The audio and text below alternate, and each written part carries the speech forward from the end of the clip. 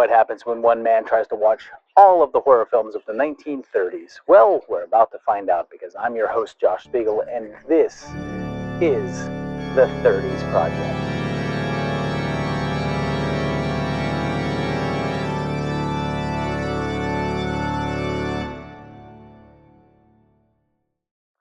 Well, this is it. We've reached the end of the decade.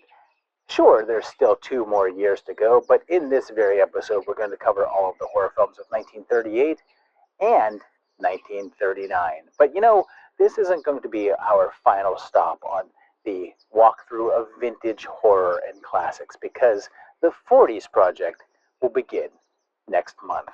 But for now, let's close out this decade and check out all of the horror remaining in the 1930s. We begin early in the year and over in France for a film that ran there on January 22nd and wasn't screened in the US until November of 1939. And it's J'accuse, or I Accuse. We start in World War I, or I guess the World War, considering that this was 1938, before the sequel came out. There's 2 men on the front lines, and a soldier realizes that his good friend Jean, who he is serving with, had an affair with his wife. It's the very last days of the war, and things are winding down, but Jean's group is selected for a dangerous mission that has a low rate of survival. They try to get out of it, and doing so lament the possibility of another massive war in the future, which is a little heartbreaking to think about now. Jean volunteers to take the patrol of a soldier with 4 children at home, and they head out.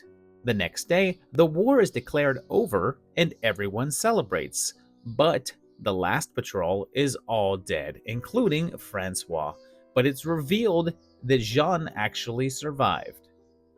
Going home, he looks after Francois's wife and child, but promised him that he'd never love her, and he starts over again.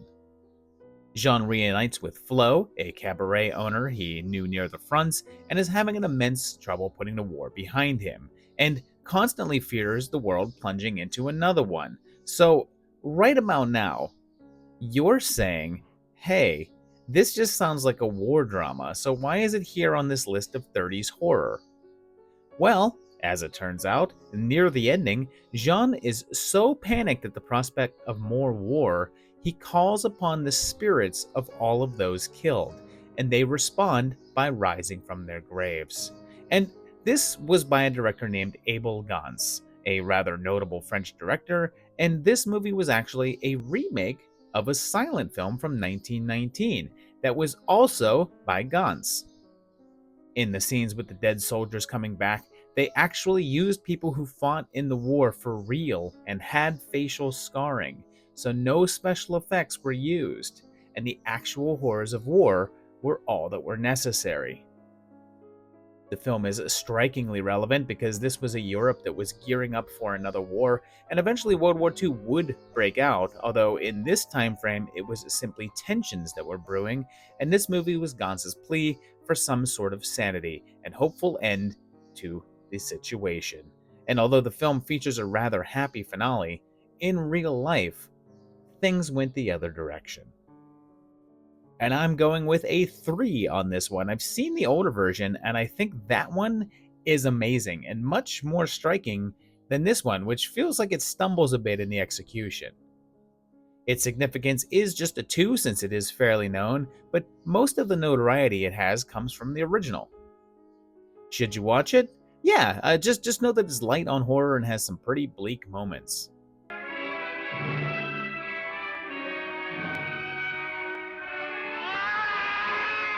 This next one is another that doesn't totally fit the theme, but it debuted in the UK on October 7th and followed in the US a little later on November 1st, and it's The Lady Vanishes.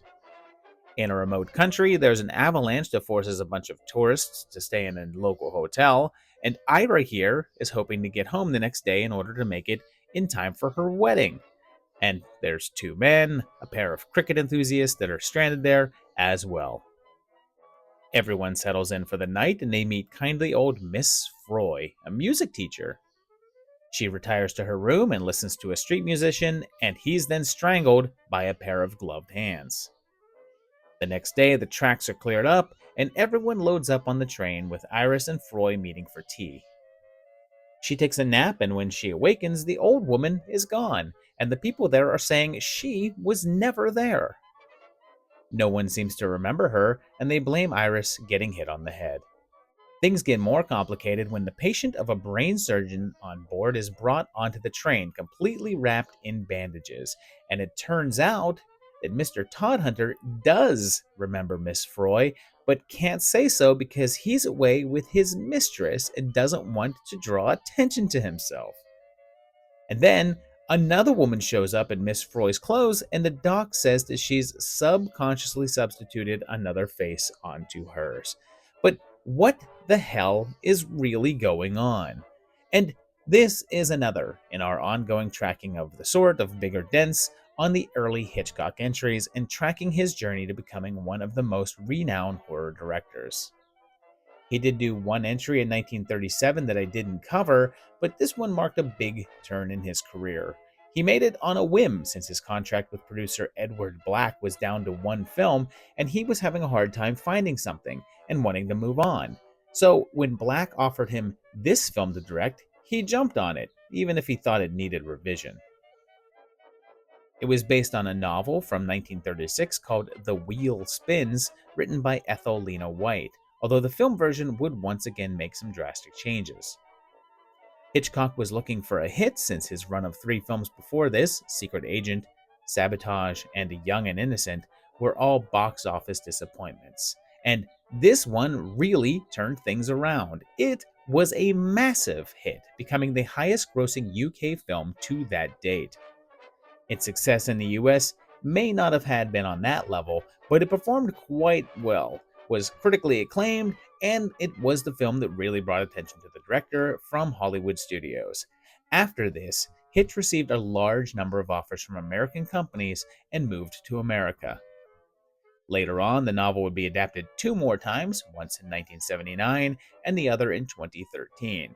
One odd aspect of the film is that it introduces those sort of comic side characters, the cricket guys, Charters and Caldecott, and they became so popular that they would eventually begin showing up in other films, and then in radio productions, and then later on, their own TV show. And this is pretty damn fun. It's a 4 from me. It's a great thriller with a solid mystery and really fun characters. Its significance is a 3 since it was popular but never carried over into that legendary mainstream status, but it did mark a turn in Hitchcock's career. Should you watch it? Absolutely. Don't let this one vanish from your memory.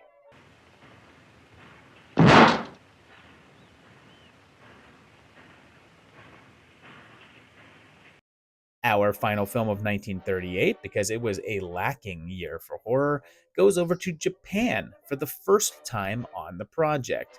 And it's one that debuted on November 3rd there, with the ghost cat and the mysterious shamisen. So, shamisen is a type of musical instrument that's vaguely guitarish, and I suppose at least in that it has a neck and strings that you pluck.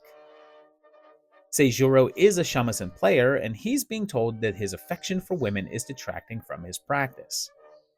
One night, his sometimes loved Mitsue comes to his place and is angry that he was talking to another woman, one who is simply returning a lost cat. That cat belonged to Okio, who has feelings for him, so Mitsue keeps her eyes on her, and then does the worst thing she could possibly do, cementing Mitsue as one of the nastiest horror villains of all time, and she kills the cat. But then, Seijuro gives Okio his shamisen, which totally sets off the jealous rage, and Mitsue attacks her. Soon, odd things are happening, including the appearance of a ghost cat that appears to have a human face and spooky voices outside. And this isn't the first Japanese horror story, but it's one of the very few that still exist. Many of the classic films of the country were lost during the war, and this is one of the earliest ones that you can still find to watch. At the time, there was a trend for ghost cat films there, the first of which was from 1937, and this appears to be the second one. But there wouldn't be another one until after the war, where they had a sudden boom in popularity. The director was Kiyohiko Ushihara, and he had been making movies since the silent era and actually worked in America for a while with Charlie Chaplin in the 20s. Right after this, the Japanese government would start cracking down on the horror genre with intense censorship, although some of the ghost stuff would then be incorporated in a silly manner in kids' films. Mitsue is played by Sumiko Suzuki, and she was Japan's first horror star. She was there what Lugosi and Karloff were here, and she played a number of ghosts and monsters all throughout the 20s and 30s. And this is pretty good, but it's a bit on the slow side, so I'm going to go ahead and give it a 3. There's some really pretty shots happening and some nice style, but it just needs a bit quicker pace. Its significance is a 1.5 since it's wildly unknown here in the States, but it is a rare film from this era in this part of the world and an early precursor to J-horror. And again, this may have had a greater significance in Japan, but just not here in the US. Should you watch it? Well, it has a cat, so yeah.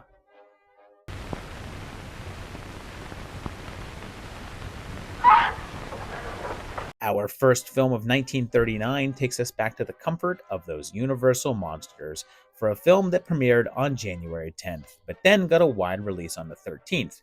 And we've already seen Dracula's daughter, so here we're checking on the son of Frankenstein. Castle Frankenstein is still there, or what's left of it after the ending of the last one, and Henry Frankenstein now lives elsewhere, but his son is returning to the castle with his family, much to the chagrin of the townspeople.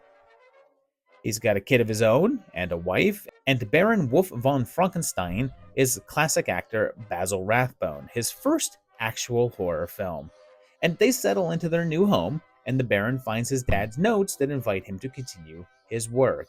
And he's visited by the local police officer, Inspector Crow. And when he was younger, he had his arm torn off by the monster.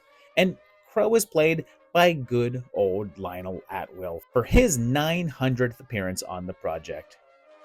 He says that there's been several unexplained deaths in the area recently, and all of their hearts were ruptured, creating a superstition of a murdering ghost.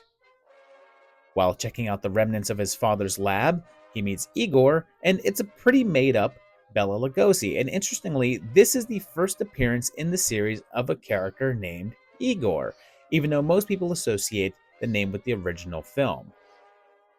They tried to hang Igor once, so his neck is distorted, and he takes Baron down into the catacombs to find the tombs of his father, his grandfather, and the monster, who is still alive. He's once again played by Karloff, reuniting him and Lugosi, and for the first time featuring both in one of the series that they were most known for. Baron is challenged to fix him, and he goes to work in secrecy and reveals that it wasn't the lightning that brought him back, but cosmic rays, which supercharged him. And pretty soon the big guy is up and around, and it seems that Igor has a bit of an agenda of his own. And this was a return to horror for Universal, their first of the genre since mid-1936. Originally, it was said that they planned the return with a remake of an earlier film, but when they did a triple bill of Dracula, Frankenstein, and Son of Kong and made a ton of money at it, they decided that they needed a new monster picture. Roland Lee was brought on to direct, and he was also the producer and had been in the industry for over 20 years by this point. It would end up being Karloff's final role as the monster since he could no longer bear the makeup and immense weight of the costume, although he did do some random appearances as the character here and there, just no longer in films. For whatever reason, the monster can no longer talk and remains mute throughout the entire film. The budget was originally $250K, but when things went over schedule, the cost ballooned to $420,000, one of the more expensive films of this time frame. Things were chaotic on set due to issues with the script, and much of it was written just minutes before the scenes were shot. And since the director liked Lugosi, who was having trouble finding work, he kept writing him more and more scenes, allowing him to be paid extra. It was released on the 13th, Friday the 13th, and it was a nice hit, although there's no numbers to speak of. But it's said that at the time, it had more success than any previous Universal runs. Reviews were actually quite good, and it would later go on to be called the last of the great Frankenstein films, and Lugosi's performance as Igor is now thought as some of his best work.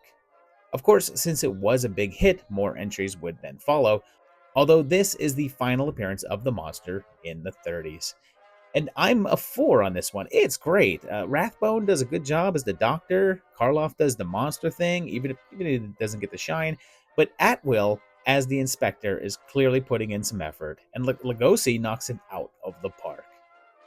Its horror cultural significance is a 3.5 since it's part of the Universal Frankenstein series, but definitely not one of the more known ones. But it's got an all-star cast, introduces the character of Igor into popular culture, and would be the final Karloff screen monster. Should you watch it? Yes. Movie. Good. Well, I'm a soldier myself and I'm hunting all day long. Hunting? Did you get anything? Oh, yes, a few elephants and a few tigers. Did you have a nice long nap, darling? No, not a very long nap. A giant come in here woke me up. This next bit is going to sound very familiar because on March 31st, we've got yet another take on the Hound of the Baskervilles. And right off the bat, holy crap, it's Lionel Atwill again. This is actually his 8th appearance on the 30s project so far. So this man has been in some stuff.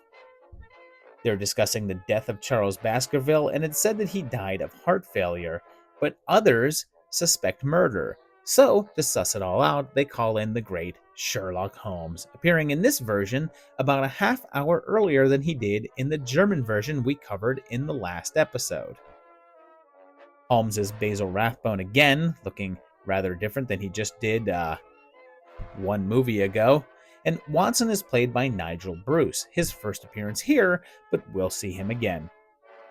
Mortimer contacts him and tells him that he's worried about the latest Baskerville heir, Henry, and says that he found the tracks of a massive hound at the murder scene of Charles. They meet up with Henry and immediately foil an assassination attempt, and that night, Watson and Sir Henry go out onto the moors and spot a man out there and then hear a devilish howling. Later, when it seems like there's indeed a devil hound on the loose, is the Baskerville curse real, or is something else afoot? And this is yet another take on the classic Sherlock Holmes tale, the third of which we're discussing in the 30s project. The first of them couldn't be viewed as it's a lost film, but the second was just 2 years prior in Germany. What's interesting is that this is said to be the very first adaptation of any Sherlock Holmes story that took place in its original Victorian setting, and that all of the previous takes had modernized him. The director was Sidney Landfield, and it's his first appearance here, but he directed a number of films throughout the 30s and would continue on through the 60s, and was in fact the director of most of the episodes of the original Addams Family TV show. The story is somewhat accurate to the original book with minor changes made, with the most notable being the addition of the seance scene, and when it was released, it was a massive hit. It did so well that Rathbone and Bruce would come back to play Holmes and Watson again, and then again, and again, and in fact played them for a total of 14 times through 1946. It was seemingly unavailable for a long stretch of time, somewhat replaced in the public mind by the 1959 Hammer version, but in 1975 it was restored and giving a new release in theaters, where it became a massive hit once again. And this version would contain a moment that was cut from the 1930s version that made reference to Holmes's cocaine habit. And I'm going with a 4 on this one. It's giving you a detective story that somehow really feels like a horror tale, and it's just candy-coated with atmosphere all over it. Plus, Rathbone and Bruce just are those characters to me. Its significance is a 4 since it's massively known character and his most known tale, featuring the first appearance of his most known portrayer, and this is likely the most famous version of the tale. Should you watch it? That's a howling yes. Was it you who sent me that communication? I did, sir. Out with it! Whatever it is you want me to hear. I only want you to hear this zither, sir. Zither?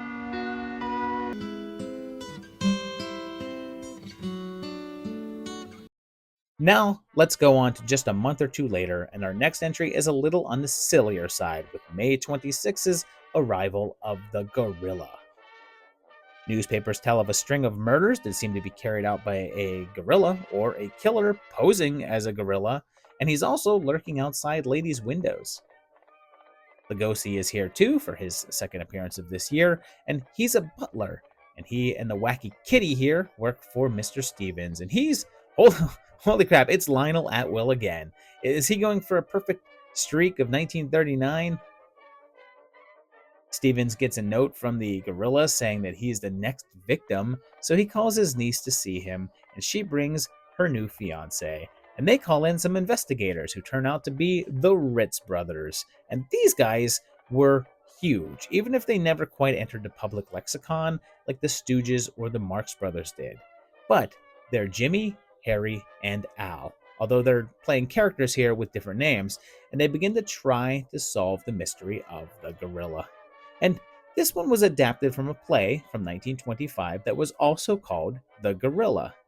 Like The Hound of Baskervilles, I've also featured a couple of previous versions of it, although one was from 1930 and is now lost, and the other was Shh, the Octopus, which the killer was changed from a gorilla to an octopus.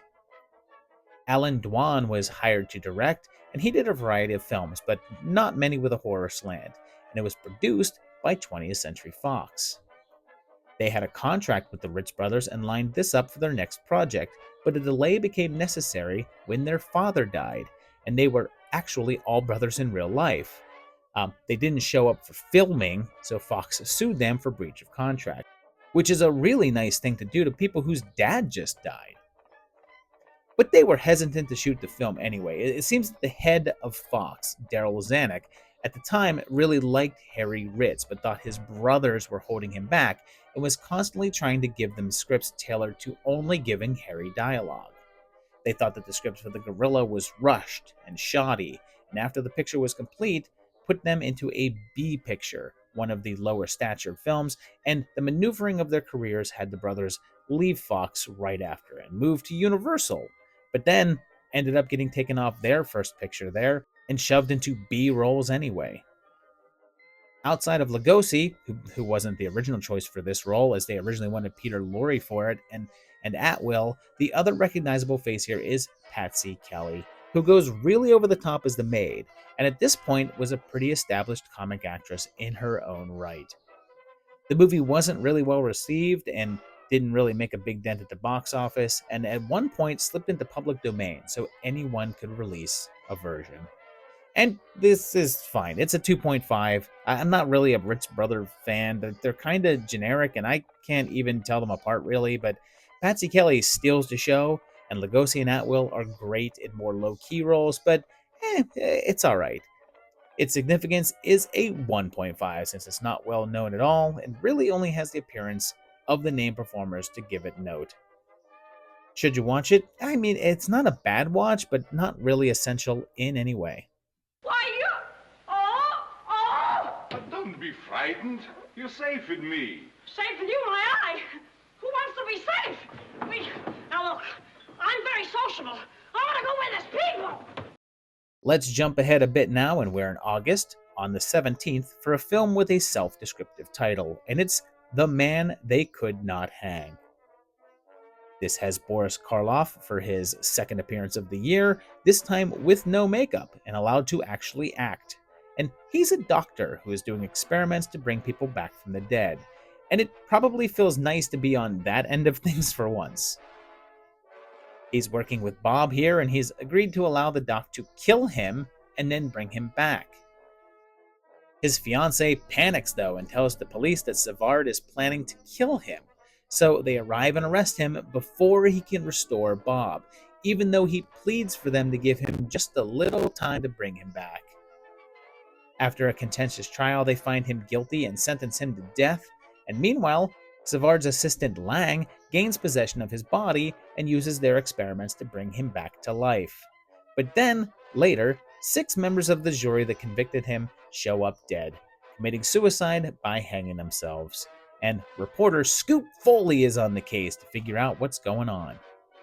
Then, the remaining jurors, the judge from the trial, the police officer who arrested him, the DA, and Bob's fiancée are all invited to Savard's house, and he reveals to them that he's been returned to life and plans to kill them all in revenge. And this was by Nick Grine, and he's another one that had been working all throughout the 30s, but not in horror, and he retired just a few years after this.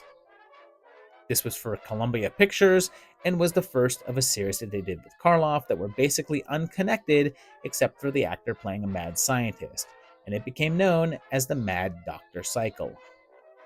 It's interesting because while on the witness stand describing his experiments, he talks about how he thinks that with his help, one day they'll be able to take the body from one person and transplant it into another, predicting heart transplant surgery by several decades. It's often mentioned just how similar that the later half of this film is to The Ninth Guest, which came out just a few years earlier, right down to the electrified gate locking people in. And the reviews on this one were pretty good, if not glowing. They tended to praise Karloff's creepy performance, but seemed to think that the story was a bit on the thin side, and perhaps more than a little derivative. And yeah, Karloff carries this film. I give it a 3. It's a fairly solid film that doesn't do much in the way of anything new, but it keeps your attention and has some good thrills going for it. Its significance is just a 1.5 though, since it's not much known and didn't get a lot of attention, but it did have Karloff involved. Should you watch it? Yeah, you should hang with it. I'm going to open this grill. Janet, don't touch that grill. You only have to throw a switch to save my life. I'm going to open this grill. Don't! What happens now is for you to decide. We're going to swing back over to the UK for a bit now and jump ahead to September 11th, although it did have a premiere in London a few months earlier in April, and it's The Face at the Window. This is set back in 1880, and there's a string of murders which are said to be the work of a wolfman in Paris. So I hope he's not American, or this could turn crappy really quickly. Lucien here is seeing the bank owner's daughter, and he volunteers to try to find the wolf. And there's a man named Chevalier Delgardo, and he's also in the case, and he's once again Todd Slaughter, British horror star. So he's the wolf, right? As each crime is committed, there's a howl outside, and people see a horrific face at the window, and the Chevalier makes a deal with Mr. Brisson, and he says that he'll invest and save his bank if he gives him his daughter's hand, which of course, she's not happy about. She tells him that her heart belongs to Lucien, and as he's working with Professor LeBlanc here, who is also working on a way to revive things from the dead, and he intends to bring the wolf's next victim back from the dead to find out his identity. But then, an anonymous letter to Brisson indicates that Lucien is the wolf, and he has to try to clear his name, while the devious Delgardo tries to worm his way in. But there's that face everyone's been talking about. Lucien and Cecile have to then uncover the true identity of the wolf, even though it's not much of a secret, while keeping Luce out of jail. And as I said, this has Todd Slaughter, and surprise, surprise, it was also by George King, the man who made the 2 previous Slaughter horror films from the UK that I featured here. Whereas most films to feature Slaughter were low-budget affairs, this was of a slightly higher cost and was adapted from another play. That was from 1897, was also called Face at the Window, and it had been produced 3 times before. One was in 1919, an Australian silent version, another in 20 in England, and then in 1932, which is a lost film. And this is all right, I guess. I'll go with 2.5 on it. Like for the most part, it's not doing much new and feels sluggish as can be, but Slaughter makes it watchable.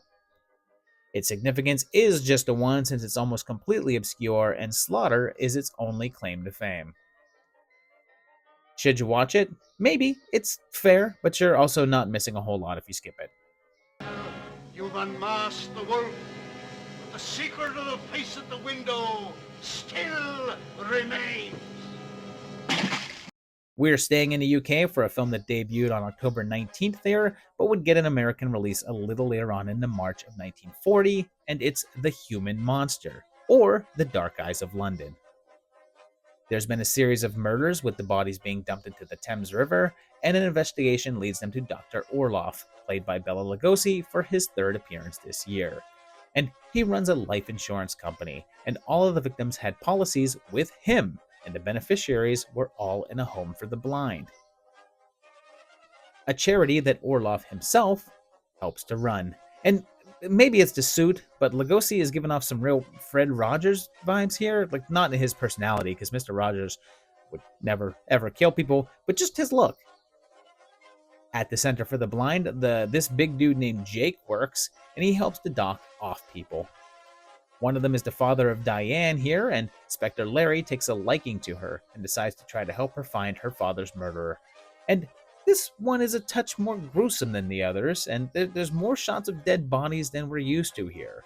And in fact, it was so intense for the time that the British Board of Film Censors gave it their very first H rating. H for horrific. They created that rating back in 1933, and yet never had to use it until this film came around.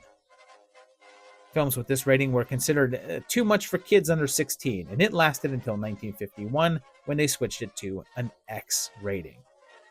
It was based on a novel by Edgar Wallace, who wrote a ton, and even though his most known work was writing the script for King Kong, he also cranked out a bunch of crime novels, mostly known for their grittiness. This one was based on one from 1924 called The Dark Eyes of London, and Lugosi, increasingly desperate for work, sailed over to England to do it, and he reportedly disliked working outside of the US. It was picked up for release in America by a low-budget film company called Monogram, and they changed the title to The Human Monster to cash in on the film's more lurid nature. And this is a streak of movies that are okay, but not really doing much to push further, so it's another 2.5. Even Lugosi seemed like a little bit bored with it, but I do appreciate the darker tone considering that it's up against the safe Hays Code films. Its significance is a 1.5 since it's also never talked about, but it does have Bella, and it was the first H rating ever for the UK. Should you watch it? I suppose. I mean, it's worth checking out.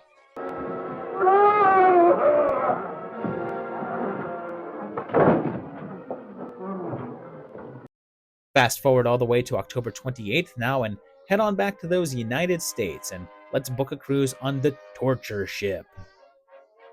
It has a group of guys on ship that are planning on taking it over, and these doctors that are overseeing them. They're captive and under surveillance, and then two women fighting while one has a gun, and I have no clue what's going on here. It's like they just dropped into the middle of a movie with no explanation. One of them is Joan, and she claims to be completely innocent, and the doc says that he's going to give her one of his treatments. The doc is Irving Pichel, who we just saw in Dracula's Daughter, but he's also a director and did The Most Dangerous Game that we covered back in 1932. The patient then goes mad and starts a fist fight, but like, who are these people? What are these experiments? Why are prisoners just allowed to walk around? What the hell is going on with this movie? We then meet Bob, a prisoner that they say the treatment worked on, and he's cured. And he's Lyle Talbot of Ozzie and Harriet fame, and who am I kidding? Plan 9 from Outer Space fame, and he kidnaps Joan. And yep, not really making any sense still. And this is over 20 minutes into this movie that's less than an hour. And this is yet another one by Victor Halperin, who we've seen a few times now with White Zombie and Revolt of the Zombies, but also Supernatural. It would end up being one of his final movies, and will be the last that we cover him since the two films that he made after this one were a crime thriller and then a dramatic romance film. That last one came out in 1942, and he retired shortly afterwards. He wasn't proud of being known as a horror director, as later in life he was asked about being revered as the director of White Zombie, and he said that he didn't believe in fear, violence, and horror, so why traffic in them? This particular film was based on a short story from the legendary Jack London, the man who wrote The Call of the Wild. The story was called 1,000 Deaths and was first featured in a magazine called Black Cat, and there's apparently two versions of this film, and one is 64 minutes long, but the most commonly found one is shortened to around 49 minutes, although from what I can tell, the long version doesn't make any more sense than the short one. And this is a 1.5 from me. There's no plot going on and very little character thread to really dig into. And then it just ends. Its significance is just a 1 since no one has heard of this, and without Halperin and Talbot, there's nothing really to talk about. Should you watch it? You can skip it. It's not exactly torture, but it's close. Hey, where you going? Hey, Tank, I go home. You think you can make it? We now go ahead just slightly forward as we near the end of the decade, and this next entry arrived on November 10th, and it's The Cat and the Canary. We're set in the bayou of Louisiana, and Mr. Crosby here is on his way to the estate of Cyrus Norman, who lived in the swamps. He died a decade ago, and the specifics of his will was that it be read exactly 10 years from the day he died, and Miss Lou tends to the house in the meantime. When Crosby opens his safe, he finds that the will had been tampered with, but he says that he has a duplicate in the vault at his company. Some family members arrive at the estate for the reading, including Bob freaking Hope. Bob Hope is in this, and he was already wildly popular by this point for his vaudeville shows and radio performances, but it was still early on for his film roles. They all meet up at the house, and Miss Lou makes a psychic prediction that someone will die before morning. And they announce that Joyce is the sole heir to the entire estate. But there's a catch. The heir must remain sane for 30 days. And if they lose their sanity within that time frame, then there's a second envelope that would divulge the next heir. Weird stuff starts to happen, like a big black cat on the loose, issues with the lights, and a man outside with a gun. Turns out that a patient from the local asylum is loose and on the prowl, and he's a killer and said to crawl around like a cat. Soon, though, a mysterious hand drags Crosby away, but no one will listen to Joyce when she says that he was there, and it seems like she's either losing her mind or someone's trying to make her think that she has. And this is another one that's not only based on a play, but is also a remake. Play was from 1922 and by John Willard, and the first adaptation of it was back in 1927, and then there was another version in 1930 called The Cat Creeps that's now lost. So this is the third version of the story, although unlike the previous ones, this is tilted far more into the realm of comedy, and was directed by Elliot Nugent, who mainly did comedy and romance films. One of the main differences between this one and the earlier ones is the inclusion of the Wally character, who was written in specifically for Hope to play and add to the humorous tone.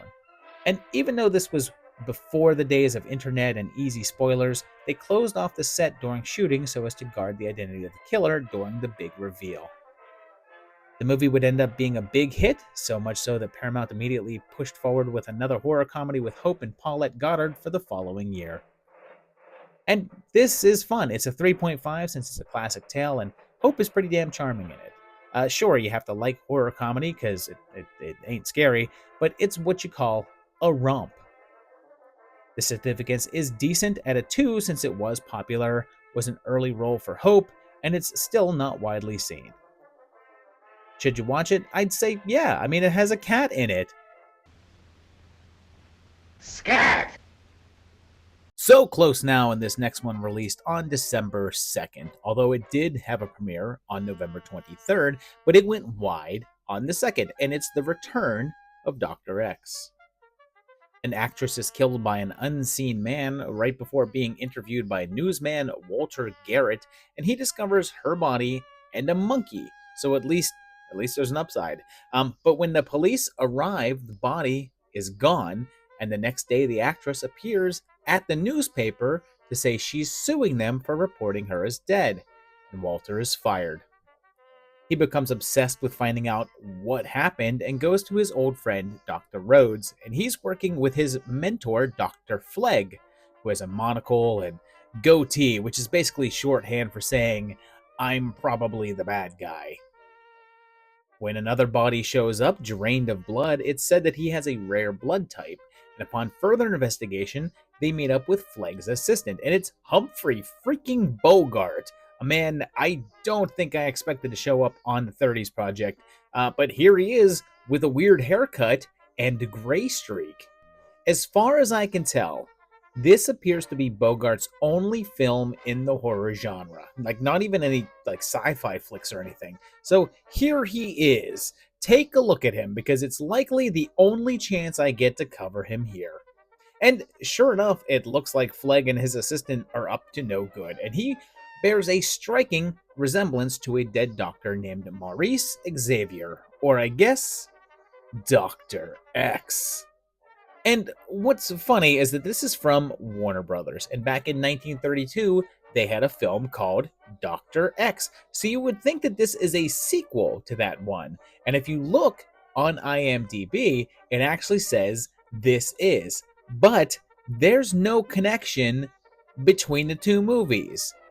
That one did have a Jerry Xavier and not a Maurice. And this one was directed by Vincent Sherman and was actually his very first film. And what's wild is that if you track down the DVD release of this film that came out in 2006, it has a commentary track by the director himself, recorded when he was 99 years old. And speaking of commentary, Bogey had some comments of his own about this one, and he hated it. He claimed that it was the film that made him start asking for more money, and that it was a role that someone like Karloff or Lugosi should have played. It said that he actually stormed into Jack Warner, one of the heads of the Warner Brothers, in his office, and threw the script down on his desk in disgust.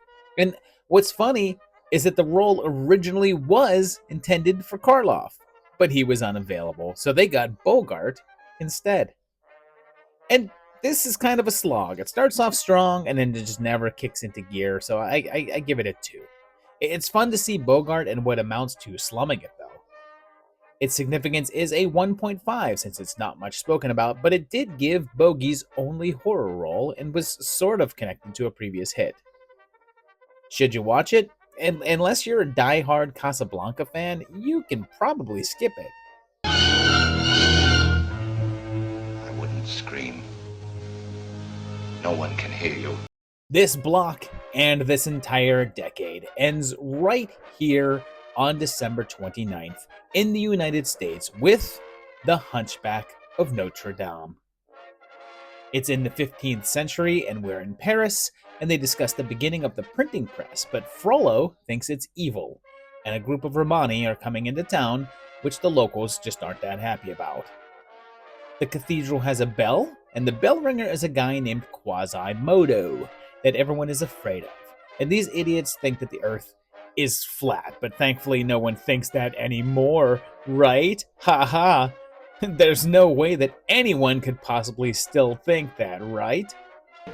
One shrinks from the ugly at once to look at it. There's a devilish fascination in it. We extract pleasure from horror. Yes, of course we do. That's why we're here. A woman named Esmeralda appears, dancing, catching everyone's attention, including Quasi, who is then brought out to show the crowd. And he's played by Charles Laughton, who we last saw as Dr. Moreau in Island of the Lost Souls and in The Old Dark House. But in between those and this, he'd been in Les Mis as Javert and Mutiny on the Bounty as Bly, so he'd done some high-profile gigs. Frollo commands Quasi to chase after Essie and kidnap her, but he's stopped by a street poet and the captain of the guard. Hunchy is then scheduled to be lashed and humiliated in the middle of the town square, revealing his misshapen body. He asks for water, and Esmeralda takes pity on him and provides. That night, her and Phoebus fall for each other. Forever? Forever's a long time. And I mean to tell you, but there's something else. The afterworld. But yeah, Frollo gets jealous and kills Phoebus, and Ez is blamed and scheduled to be hung, but the Hunchback saves her, kicking off jealousy and intrigue. And this is a very famous tale, first spun in 1831 in a novel by Victor Hugo. It had previously been done several times, including silent versions, including a big one from 1923 that starred Lon Chaney as Quasi. That one was from Universal, and there were plans there to do a remake. even negotiating with Peter Lorre to play the title role, but the project fell through. The rights passed through a couple of hands, ending up at RKO, who decided to put forth their own version and decided to go big with it. They gave it a budget of $1.8 million, one of the most expensive movies ever made at the time, and built some of the largest and most extravagant sets. Lon Chaney Jr., son of the original film's quasi-actor, heard about the film and screen tested for the role, but the studio wanted someone with more range and star power, and went with Lofton. Maureen O'Hara was hired for Esmeralda based on her performance in Hitchcock's film Jamaica Inn, and it would end up being her first American film, although she'd go on to much bigger things. As per the Hays Code, they thought that having Frollo and his brother as villains while also being priests would violate it, so they altered it, making one character good and the other an advisor to the king with no relation to the church. It was a huge hit and was critically acclaimed and was nominated for 2 Academy Awards, one for Best Original Music Score and the other for Best Sound, although it won neither. Funnily enough, even though it made a good amount of money, earning around $3 million worldwide, its profit was substantially less due to the film's massive cost. And this is lovely. I give it a 4. It's got great character stuff going on, and with the sheer size of the sets and how many people were involved, this feels like one of the first big epic movies. Its significance is also a 4, since it's one of the most known adaptations of this classic tale, had star power involved, and was a critical and commercial hit. Should you watch it? Yes, ring the bells.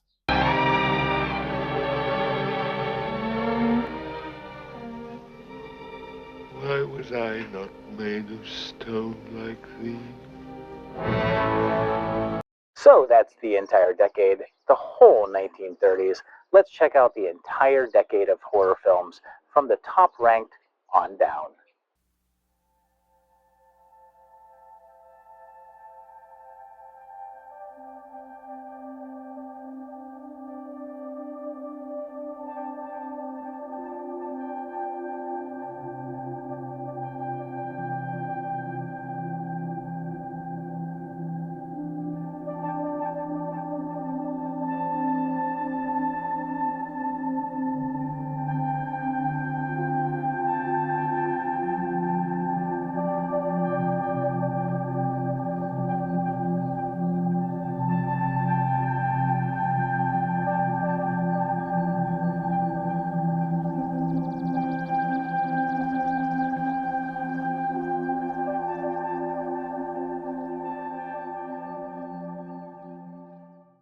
And just like our yearly wrap-ups, we're going to end this by doing a sort of a yearbook-style best of the movies that we've covered. And this is an idea that originated on a series called Horror Movie Superlatives from your friendly neighborhood Uncle Pete and Carlin Cook on their channels. And we're going to have to tweak the names of the categories a little bit in order to fit this decade. For Best FX, this is going to go pretty handily to King Kong.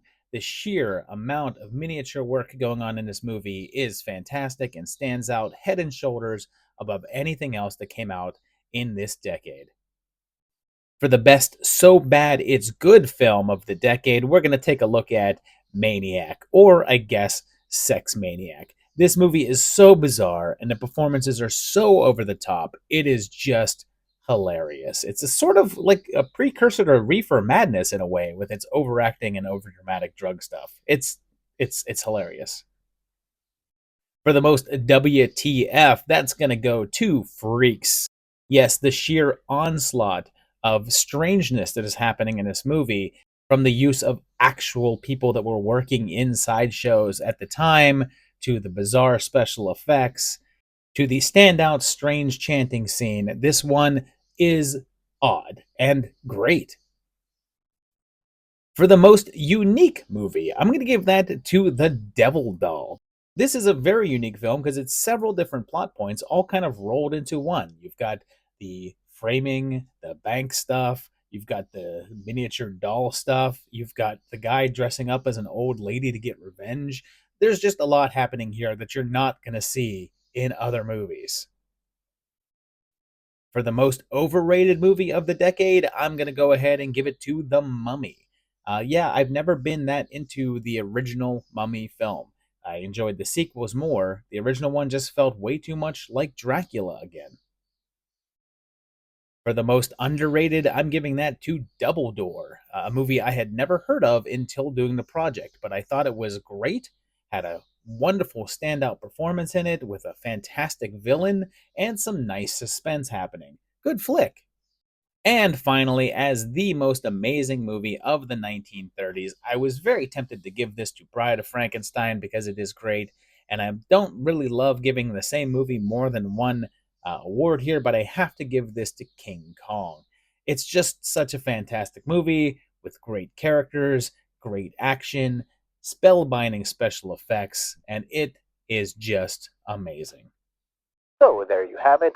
This episode covered 1938 and 1939, but we're also now done with the entire 30s. And on this particular block, I think that my favorite was Son of Frankenstein. It's just a very fun movie, but clearly my favorite of the entire decade is King Kong. It's just, I mean, how can you not love King Kong?